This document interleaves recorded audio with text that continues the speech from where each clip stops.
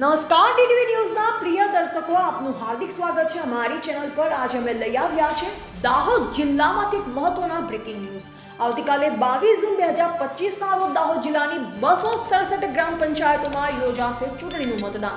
ચાલો જાણીએ આ લોકશાહીના મહાપર્વની સંપૂર્ણ વિગત અને તૈયારીઓ વિશે।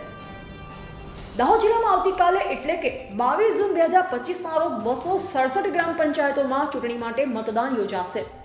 આ મતદાન સવારે 7 વાગ્યાથી શરૂ થઈ સાંજે 6 વાગ્યા સુધી બેલેટ પેપર દ્વારા થશે। આ ચૂંટણી ગ્રામીણ વિસ્તારોમાં સ્થાનિક સ્વરાજ્યને મજબૂત કરવા અને વહીવટદાર શાસનનો અંત લાવવા માટે અત્યંત મહત્વની છે। વહીવટી તંત્રએ ચૂંટણીને શાંતિપૂર્ણ અને પારદર્શક રીતે યોજવા માટે તમામ તૈયારીઓ પૂર્ણ કરી દીધી છે। મતદાન મથકો પર પૂરતો પોલીસ બંદોબસ્ત ગોઠવવામાં આવ્યો છે, જેની દેખરેખ જિલ્લા પોલીસ અધિક્ષક શ્રી રાજદીપસિંહ ઝાલા, એસપી અને જિલ્લા કલેક્ટર શ્રી યોગેશ નિરગુડે દ્વારા કરવામાં આવશે।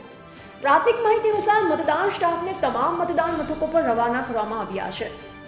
મતદાન મથકો પર પોલીસ બંદોબસ્તની વ્યવસ્થા, જિલ્લા કલેક્ટર અને પોલીસ અધિક્ષક દ્વારા સતત નિરીક્ષણ, બેલેટ પેપર દ્વારા મતદાન, શાંતિપૂર્ણ અને પારદર્શક ચૂંટણી માટે પૂર્ણ તૈયારી।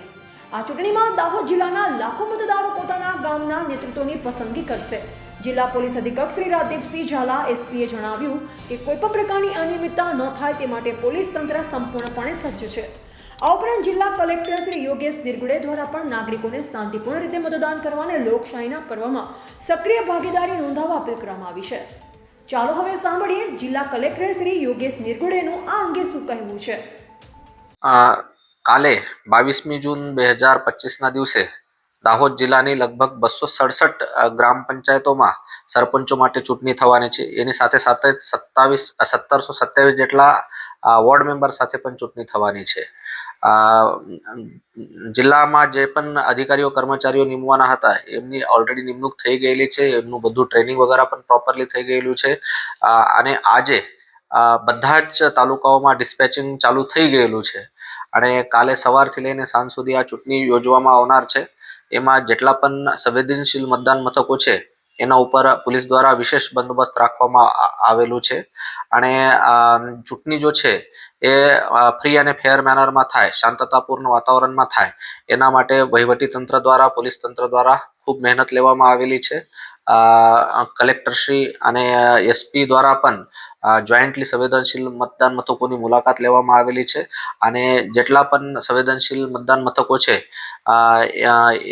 એમાં જો મેમ્બર્સ ઊભા છે કે સરપંચના સભ્યો ઊભા છે એમને પણ અમે લોકો એ વિનંતી કરી છે કે વાતાવરણ બગડે નહીં, કોઈ પણ પ્રકારનું વાદ વિવાદ નહીં થાય, કોઈ પણ પ્રકારનું ગામમાં વિખવાદ ઊભો ન થાય એના માટે ખાસ તકેદારી રાખે।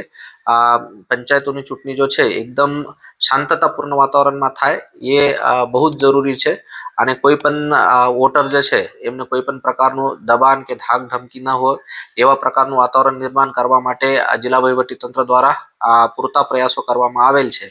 હું બધા ગામડાઓના જો ઉમેદવારો છે એમને ફરી એકવાર વિનંતી કરું છું કે આપના તરફથી પણ સાથ સહયોગ આપવામાં આવે અને આ ચૂંટણી એકદમ શાંતતાપૂર્ણ વાતાવરણમાં ફ્રી અને ફેર મેનરમાં થાય અને આપણા જિલ્લાનું નામ જો છે એ કોઈ પણ જગ્યા ઉપર બગડે નહીં એના માટે ખાસ તકેદારી રાખવા વિનંતી છે।